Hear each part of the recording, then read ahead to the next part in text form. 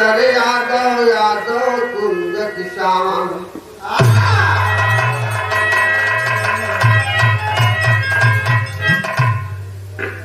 के पानी का दौरा या पानी का चौरा बना द्वारिका मध्य बीच है पानी। पानी पानी पोखरे की कदर क्या, अरे कुआं वह किस काम का जिसमें न पानी। पानी क्या समझे वो मूर्ख है नारी, जो हनुमान मत खाता है कई निशानी।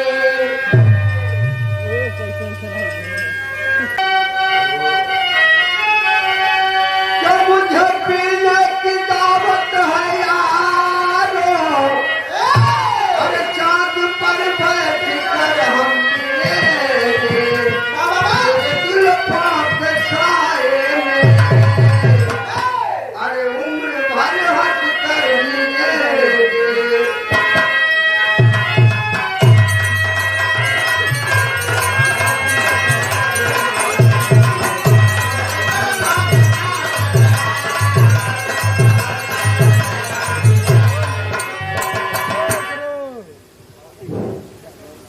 दोस्तों, रियासतपुर में एक छोटा सा ग्राम है रामपुर, यहाँ के पत्थर पहलवान हैं।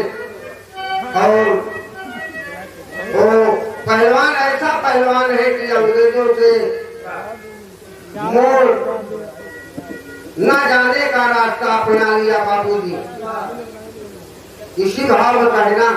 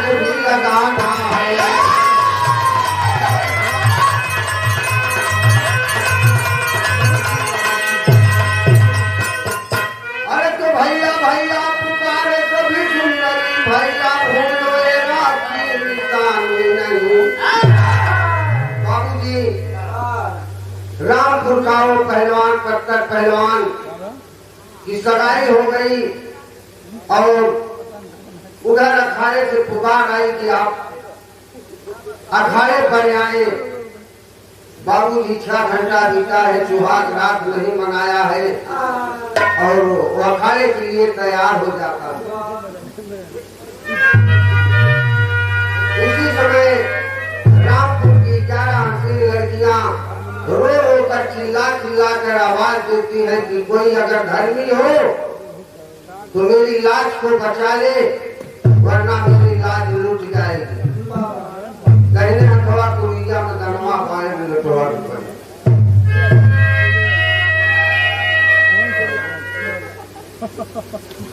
चला छड़ा दो बड़े बड़ा हाथ गिरहिन हथवा कुरिया में दनवा,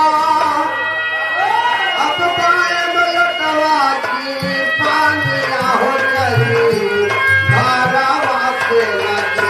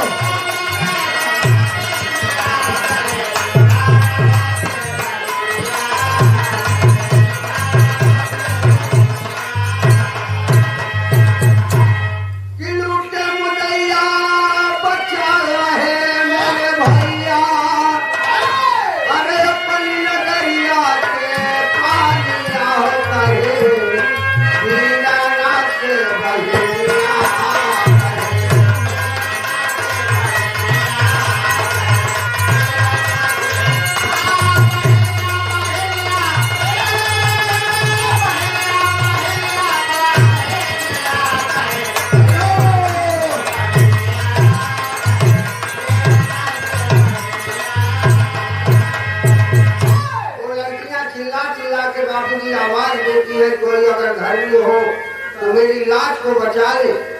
उसी समय पत्थर पहलवान के कानों में आवाज जाती है और पूरा तो लाठी लेके बाबूजी चल दिया। बड़ा भाव कर पहलवान लठिया उठाई,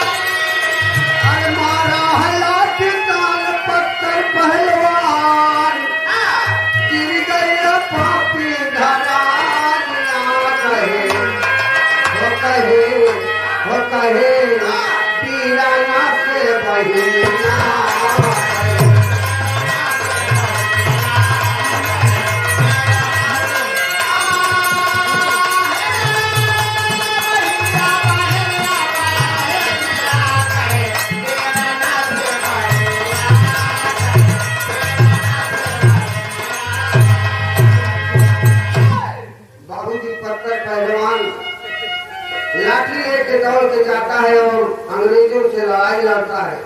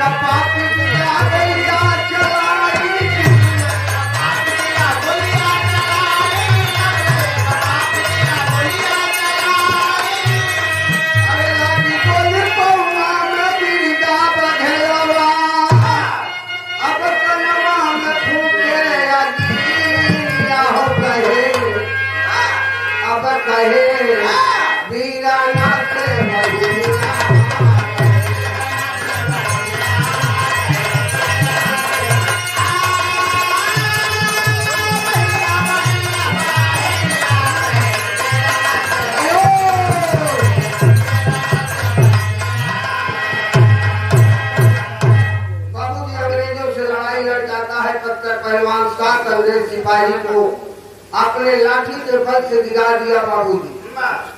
और उसी समय अंग्रेज का एक सिपाही फिरंगी कुत्ता पत्थर पहलवान को गोली मार दिया और वो गोली उसके पैर में लगती है। तेरी तो भाव लगना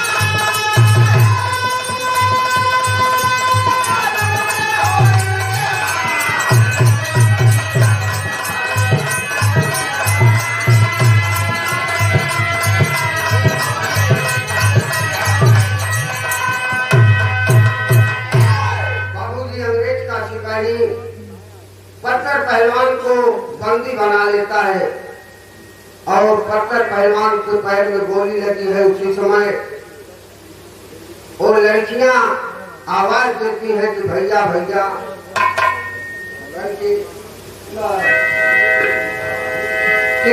खोल के बारी बारी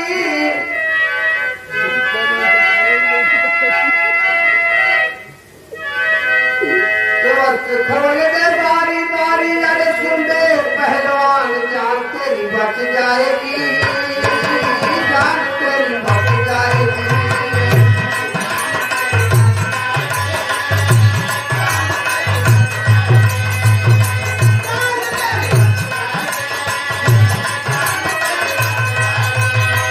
अगर तेरी लगती है रहना तो फिर मेरा मान ले कहना।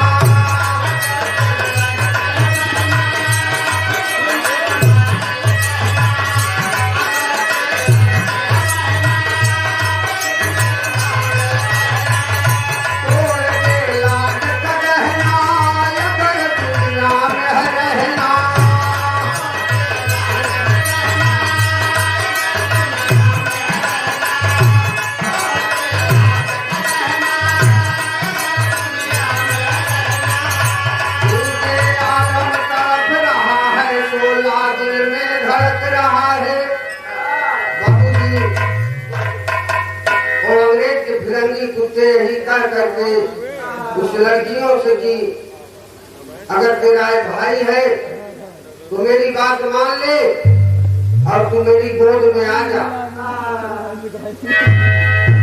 लेकिन दोस्त पत्थर पहलवान कहता है शहर के भाव में, अरे कोई मरता है जागीर धन के लिए, कोई मरता है 2 गज कफन के लिए, कोई मरता है 2 गज कफन के लिए तो वीर मरता है अपने वतन के लिए।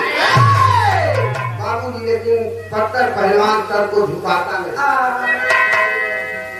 वही कहना बा मेरी प्यार का वादा कैसे निभाऊं, कि अति प्यार का वादा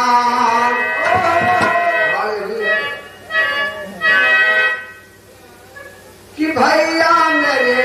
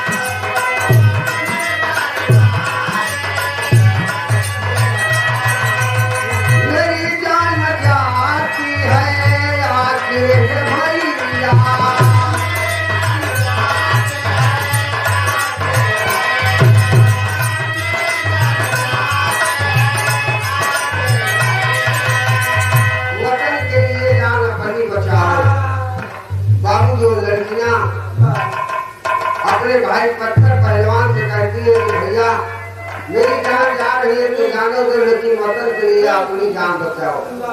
कर दिया बदल के बतिया होगा।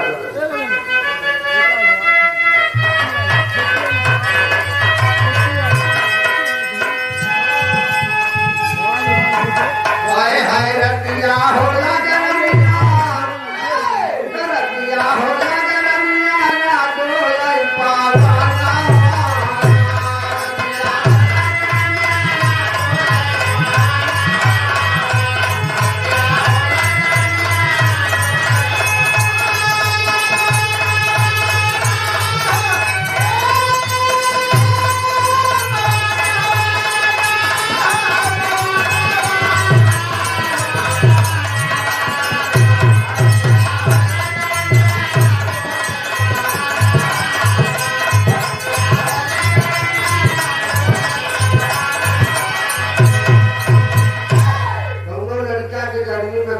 बाबूजी जेठ के महीना में अब बहुत गर्मी पड़ रहा है, कहे कि ऐसा बात दुल्हनिया कहे सुना कहे का कहे 5 मिनट में आवत है।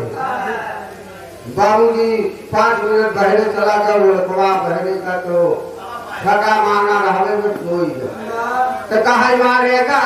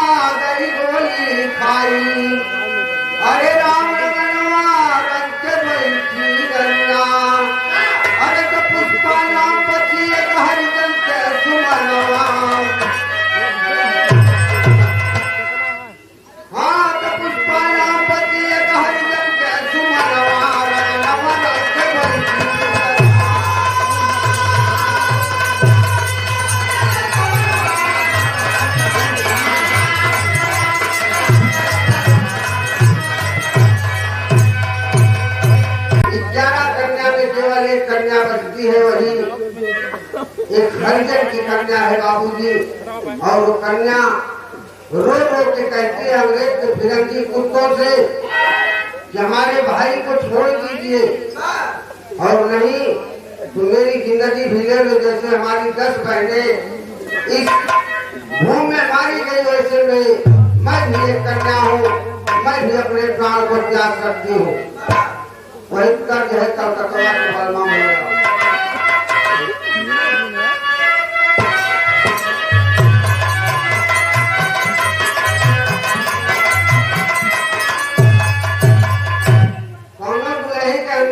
हमारे दुल्हा राजा बम्बई या कलकत्ता से आवत बाबूजी और छोड़ करके बैठी है कहती क्या है काया कावा से राजा मोरया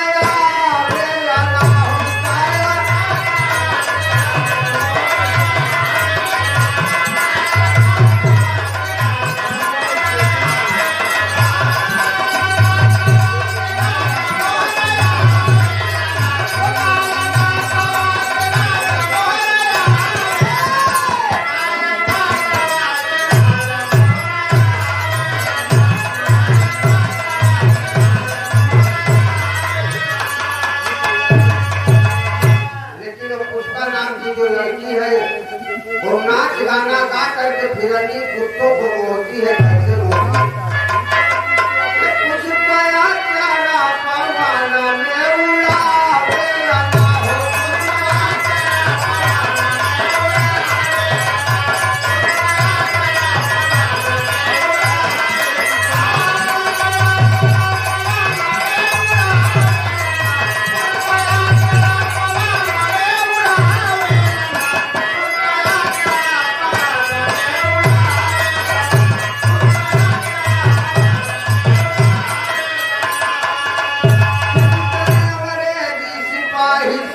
हो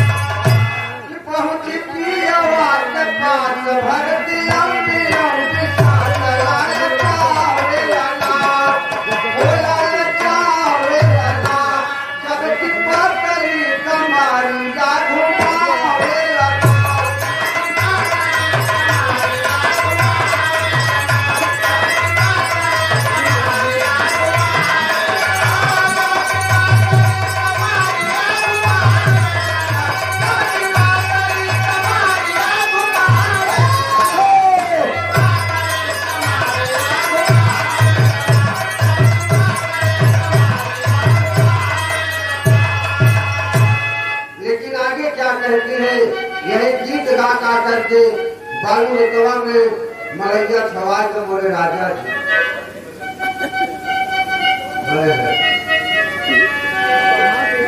बालू रेतवा में अब बालू रेतवा मलैया छवाए के मोरे राजा जी बालू रेतवा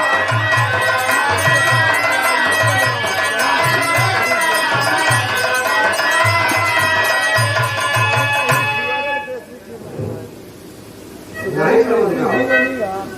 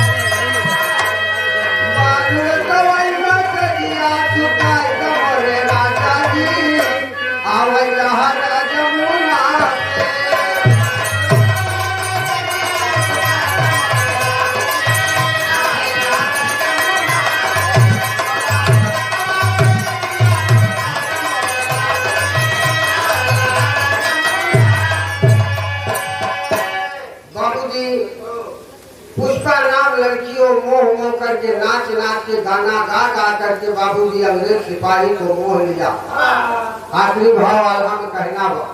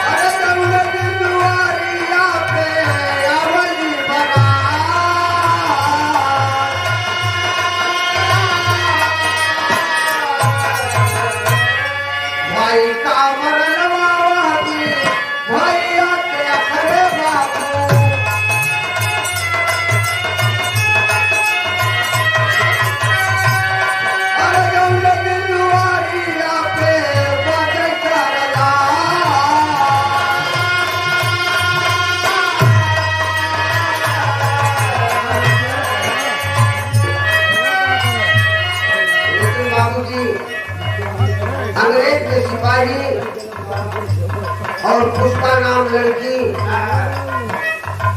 उसी समय अंग्रेज का एक सिपाही धीरे धीरे उठ करके बाबूजी अपनी पिस्टल को निकालता है और अंग्रेज के सिपाही ने चुपके से बाबूजी और गोली चला देता है। यही भाव में कहना बा गोली छुटेगा भाई का बंधन में भैया,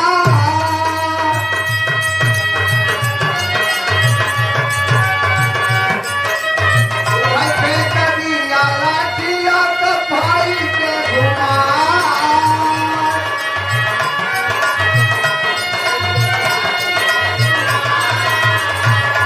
लठिया के बाला मारे पाराया नरे गवाए भैया।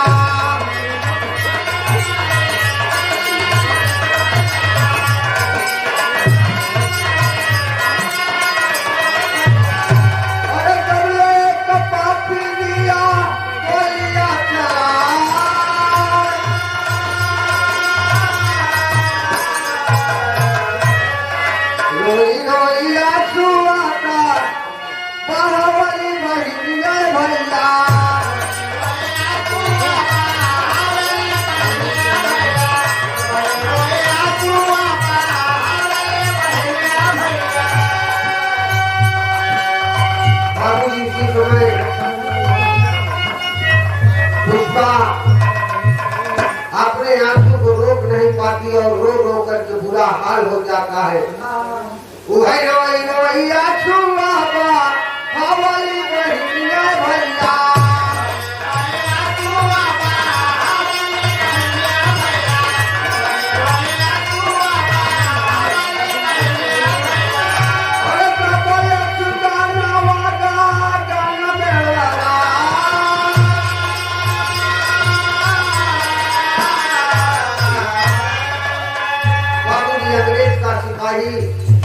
पिस्टल को निकालता है और अंग्रेज का एक जवान जो बचा है वही पत्थर पहलवान को गोली मार देता है सीने पर और पत्थर पहलवान वहीं पर धराशायी हो जाता है।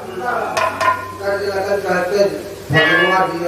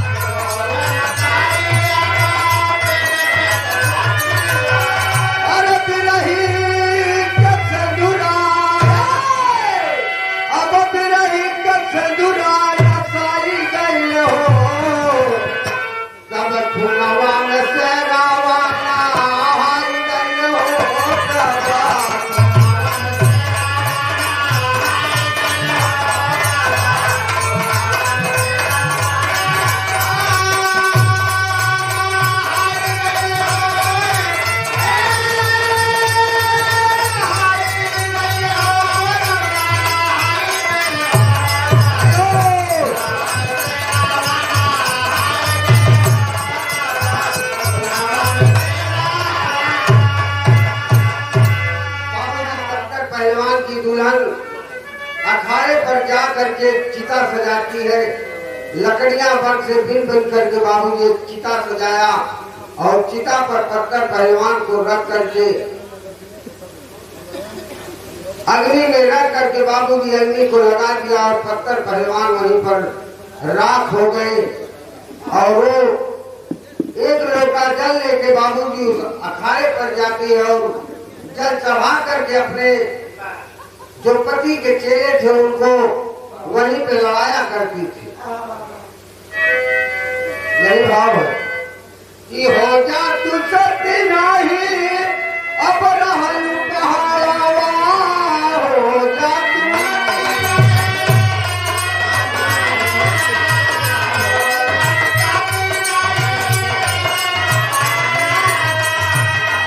किसान जवन अपने पिया के अखाड़ा,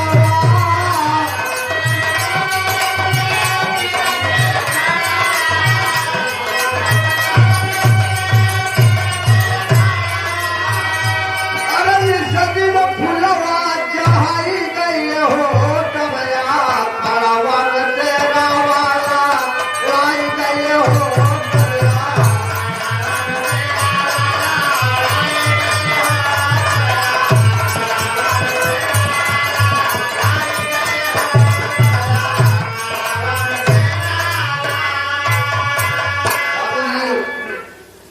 पत्थर पहलवान की दुल्हन अखाड़े पर एक लोटा जल छोड़ के और फूल चढ़ा करके बाबूजी अपने पति के चेलों को वहीं पर लड़ाती है। आखिरी भाव में कहना हो दादा भाई,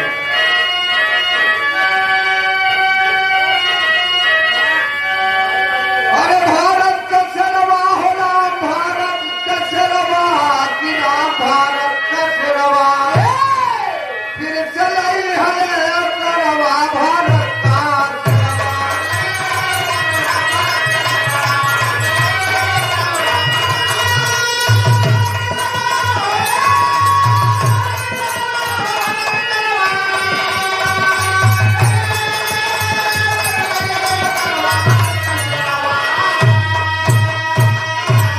यही भूल भारतवासी की आभा करे पुकार, सुभाष चंद्र बोस भगत सिंह आजादी का प्यार, झूल फांसी का झूलवा भारत का तेरावा।